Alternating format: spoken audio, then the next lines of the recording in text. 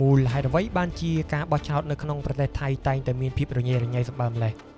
ដើម្បីឲ្យយល់រឿងនេះកាន់តែច្បាស់តើបងប្អូនដឹងពីឫសគល់នៃបញ្ហាទាំងស្រុង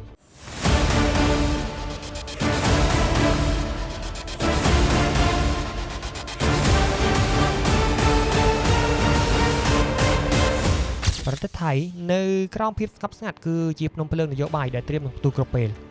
ហេតុអ្វីបានជាការបោះឆ្នោតនៅក្នុងប្រទេសថៃមិនដែលបញ្ចប់ដោយសន្តិវិធីហេតុអ្វីបានជារដ្ឋផលប្រអប់ឆ្នោតតែងតែនាំទៅរកការតវ៉ានៅតាមដងផ្លូវចម្លើយវាមិនស្ថិតនៅលើសញ្ញាឆ្នោតនោះទេប៉ុន្តែវាស្ថិតនៅក្នុងសង្គ្រាមនៃពណ៌និងមនោគមវិជ្ជាដែលបែងចែកប្រទេសនេះជាពីរអស់រយៈពេលជិត2ទសវត្សរ៍មកហើយត្រឡប់ទៅឆ្នាំ2001នាយករដ្ឋមន្ត្រីថាក់ស៊ីនស៊ីនវ៉ាត្រាបានឈ្នះឆ្នោតដោយសន្យាដំឡើងកម្រិតជីវភាពប្រជាជនក្រីក្រនៅតាមជនបទ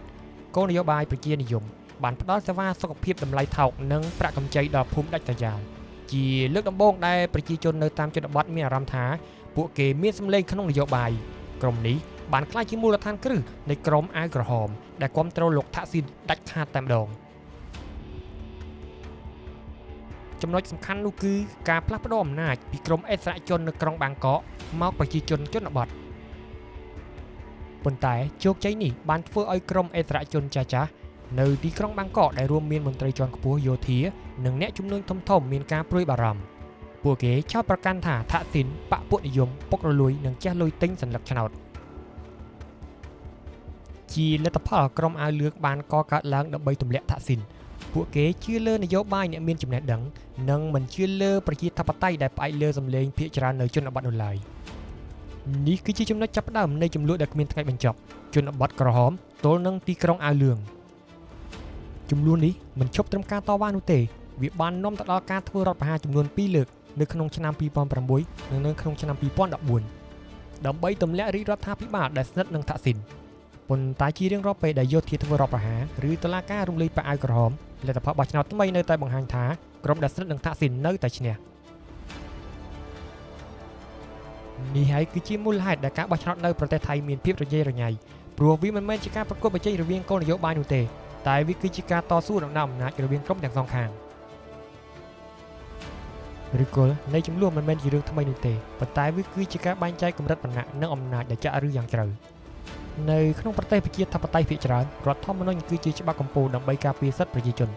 ប៉ុន្តែនៅប្រទេសថៃរដ្ឋធម្មនុញ្ញឆ្នាំ2017ត្រូវបានគេហៅថាឧបករណ៍ចាក់សោរបស់យោធា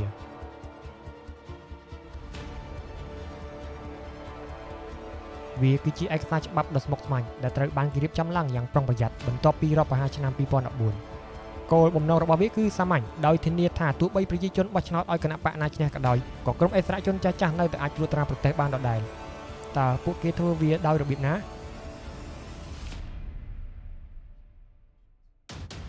ចំណុចសំខាន់បំផុតនោះគឺមាត្រា272មាត្រានេះអនុញ្ញាតឲ្យសមាជិកព្រឹទ្ធសភាចំនួន250រូបដែលត្រូវបានតែងតាំងដោយក្រុមប្រឹក្សាយោធាមិនមែនជ្រើសរើសដោយប្រជាជនមានសិទ្ធិបោះឆ្នោតជ្រើសរើសនាយករដ្ឋមន្ត្រីរួមជាមួយសមាជិកសភានៃរដ្ឋសភាចំនួន500រូបទៀត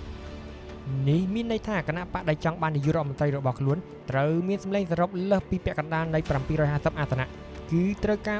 376អាសនៈក្រុមអិសរាជជនយោធាមានសោនៅក្នុងដៃរួចជាស្រេច250ទៅហើយពួកគេគ្រាន់តែត្រូវការសម្លេងបន្ថែមបន្តិចបន្តួចតែប៉ុណ្ណោះក្រៅពីសមាជិកព្រឹទ្ធសភារដ្ឋធម្មនុញ្ញនេះត្រូវបានរៀបចំប្រព័ន្ធបោះឆ្នោតថ្មីមួយទៀតប្រព័ន្ធនេះធ្វើឲ្យគណៈបកនយោបាយធំៗពិបាកនឹងឈ្នះអាសនៈភាគច្រើនដាច់ខាតវាបង្កើតឲ្យមានគណៈបកតូចៗជាច្រើនដែលនាំទៅដល់ការបង្កើតរដ្ឋាភិបាលចម្រុះដ៏ផុយស្រួយមួយគោលដៅគឺបំបែកសម្លេងភាគច្រើនរបស់ប្រជាជនដើម្បីឲ្យក្រុមអិសរាជជនចាស់ៗងាយស្រួលក្នុងការចរចានិងត្រួតត្រាពីក្រោយឆាកនយោបាយចុងក្រោយរដ្ឋធម្មនុញ្ញនេះត្រូវបានផ្ដល់អំណាចយ៉ាងធំធេងដល់ស្ថាប័នឯករាជ្យដូចជាតុលាការធម្មនុញ្ញនិងគណៈកម្មការរៀបចំការបោះឆ្នោត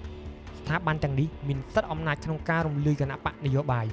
ឬហាមឃាត់នយោបាយមិនឲ្យធ្វើសកម្មភាពបើសិនពួកគេយល់ថាគណៈបកនេះប៉ះពាល់ដល់សន្តិសុខជាតិឬរចនាសម្ព័ន្ធចាស់ៗរដ្ឋធម្មនុញ្ញនេះគឺជាមូលហេតុដែលការបោះឆ្នោតនៅប្រទេសថៃហាក់ដូចជាល្បែងដែលរៀបចំទុកមុន